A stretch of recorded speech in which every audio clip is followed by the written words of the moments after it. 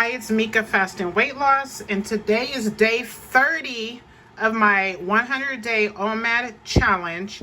And yesterday, man, this is really bad that I can't remember if I had something like a granola bar in the morning at 5 a.m. I cannot remember. That's so bad.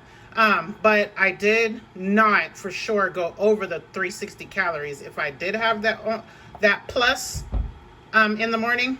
So here's the weight, not good, plus 0.6. And here's the meal that I ate yesterday. Here it is. Thank you.